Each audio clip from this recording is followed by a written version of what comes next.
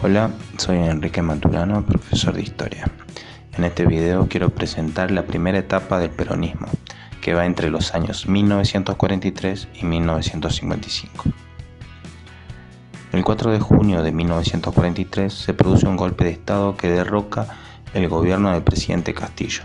Arturo Rawson, quien encabezó el golpe que derrocó al presidente Castillo, será reemplazado a los 2 días por el general Pablo Ramírez, quien designa un gabinete íntegramente militar y toma una serie de medidas antiliberales como disolución de los partidos políticos, imposición de censura sobre la prensa, intervenciones federales sobre las provincias, enseñanza religiosa obligatoria en las escuelas, prohibición de huelgas, intervención en las universidades. La oposición al gobierno militar demandó el restablecimiento de las libertades políticas y la organización de elecciones presidenciales a corto plazo. A fines de 1943, el gobierno norteamericano presionaba al gobierno argentino para que rompiera relaciones con el eje. En enero de 1944, Ramírez cede a estas presiones y el ejército lo reemplaza y designa como presidente a Edelmiro Farrell. En esta etapa, Argentina vendía su producción agraria a muy buen precio, por lo que el gobierno militar se propuso impulsar el crecimiento industrial con las divisas que generaba el sector agrícola.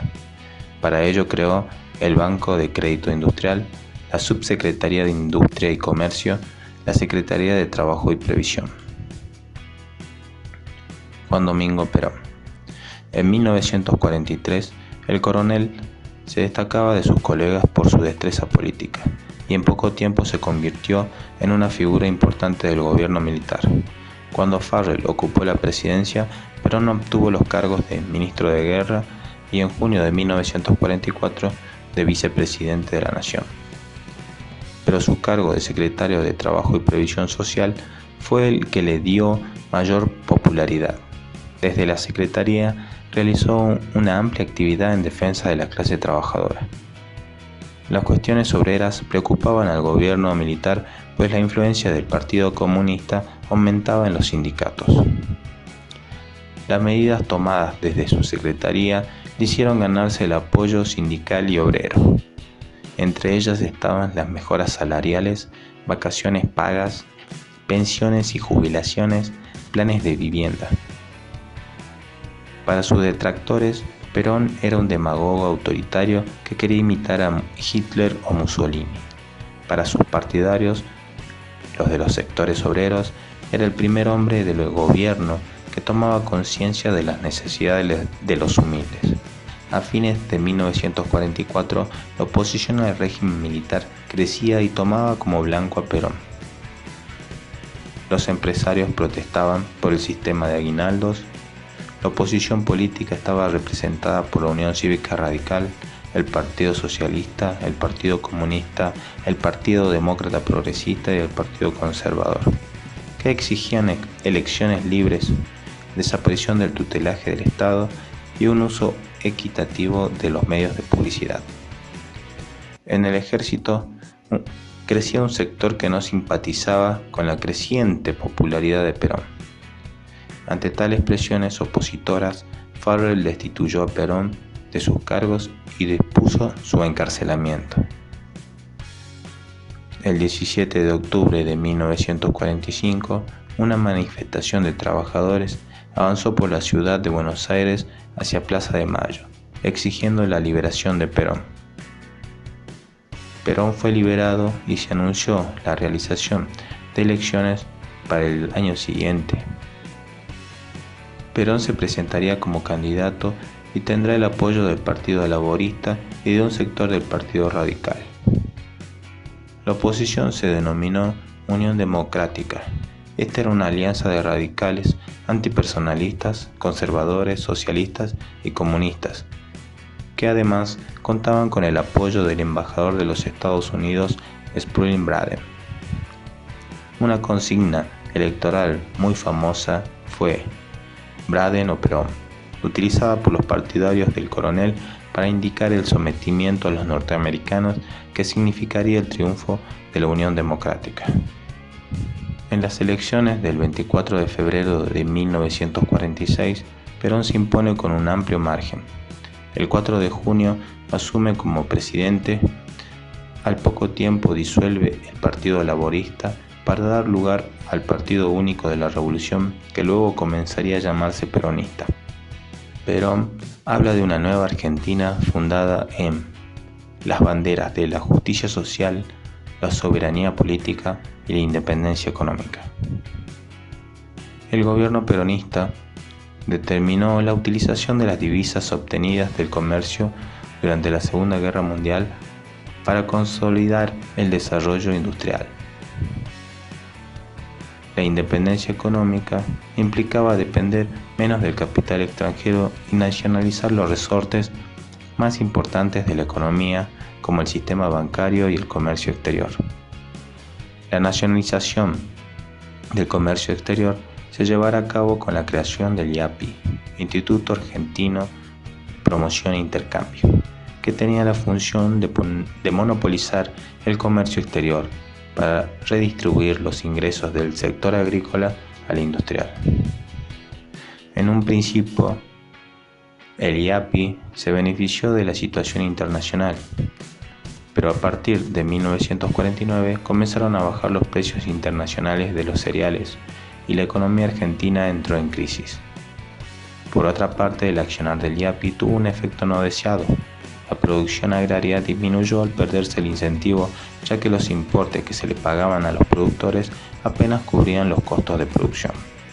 En 1947, Perón había lanzado el primer plan quinquenal y sus objetivos eran lograr una economía mixta agroindustrial, ampliar la nacionalización de los servicios públicos y eliminar la desocupación y mantener el pleno empleo. Entre 1946 y 1949, Perón implementó un vasto plan de reformas sociales que complementaban las dictadas desde la Secretaría de Trabajo y Previsión: jornadas de trabajo con duración legal, pensiones y jubilaciones, vacaciones pagas, indemnización por accidentes de trabajo, reglamentación del trabajo de mujeres y niños, centros de vacaciones, aguinaldos anuales, tribunales de trabajo, todas medidas que elevaron el nivel de vida de los obreros y que a su vez intentaban apoyar la industria a través del crecimiento del mercado interno. El principal apoyo del gobierno estaba en los sectores populares y el sindicalismo se convirtió en la columna vertebral del movimiento peronista. La Confederación General del Trabajo se convirtió en una de las instituciones más poderosas del país. Por otra parte, a través de la actividad de la Fundación Eva Perón, el gobierno obtuvo el apoyo de sectores humildes no sindicalizados, como los desempleados, los ancianos y las amas de casa.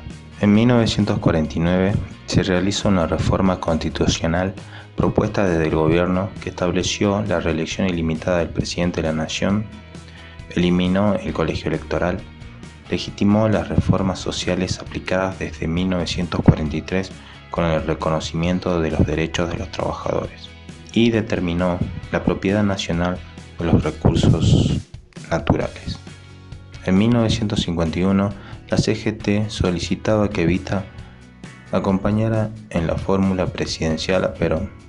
Esta nominación fue muy resistida por el ejército y Evita tuvo que renunciar a ser candidata para evitar los conflictos con las fuerzas. Desde ese momento se generó una tensión entre la dirigencia sindical y las Fuerzas Armadas. El 28 de septiembre de 1951 se produjo un intento de golpe de Estado liderado por el general Benjamín Menéndez. Este era un aviso del malestar existente que nacía dentro de las Fuerzas Armadas. Pese a los conflictos que se presentaron, Perón se impuso con éxito en las elecciones.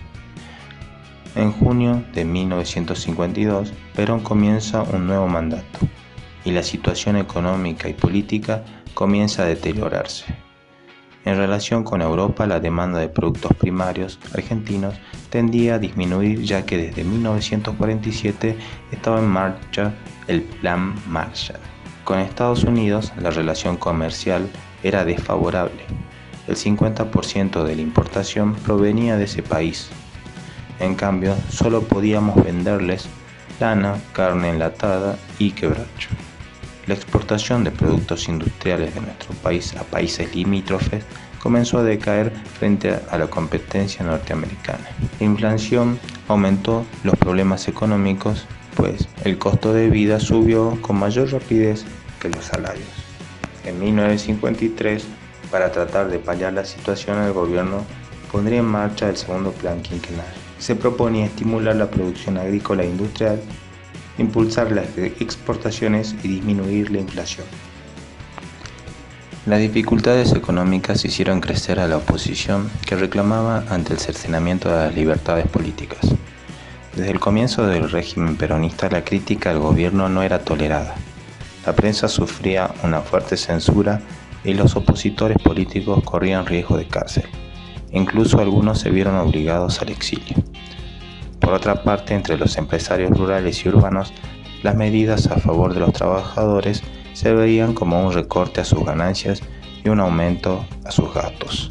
Hasta 1951, el gobierno atendió a las demandas profesionales y económicas de las Fuerzas Armadas, a cambio de la renuncia a sus ambiciones de la participación política. Pero después de 1951 comenzó el malestar de las Fuerzas Armadas con el gobierno, y entre las causas encontramos el sentido de enfrentamiento social que había promovido el gobierno, la depresión económica que incidía en la compra de armamento y en los sueldos de las Fuerzas Armadas, y las medidas que intentaron la subordinación total de las Fuerzas Armadas luego del intento de golpe del general Menem. Luego brotaron un enfrentamiento con la Iglesia Católica. En 1946, Perón había contado con el apoyo total de la Iglesia. El conflicto se manifestó a fines de 1954, cuando surgió el Partido Demócrata Cristiano, que representaba una competencia política importante debido a su avance en los sectores sociales que sustentaban al peronismo. La Iglesia se transformó en un refugio para los opositores de Perón y luego en el símbolo de la resistencia al gobierno. El gobierno, a su vez, había tomado una serie de medidas irritantes para la Iglesia, como la prohibición de procesiones, la eliminación de la enseñanza religiosa en las escuelas, la elaboración de un proyecto constitucional para separar la Iglesia del Estado y la ley de divorcio. En 1955 comienzan a manifestarse conflictos que llevarán al fin del gobierno. El 16 de junio, las fuerzas de la Marina bombardearon la Casa de Gobierno en un intento de asesinar a Perón. El 31 de agosto, en un discurso, Perón declara que por un muerto peronista habrán 5 de la oposición. Esos días, sus seguidores incendiaron iglesias y sedes de los partidos políticos opositores. El gobierno estableció ante estos hechos un estado de sitio. Al tiempo, Perón intentará una conciliación con la oposición, cediendo espacios en los medios de comunicación y liberando presos políticos. El malestar con el gobierno continuó y comenzaron a circular rumores que se estaban organizando milicias obreras en defensa de Perón. Así, la Marina y el Ejército se organizarán para hacer efectivo el movimiento contra el gobierno y el 16 de septiembre toman el poder. Perón decide evitar el derramamiento de sangre y renuncia a la presidencia, escapando al exilio.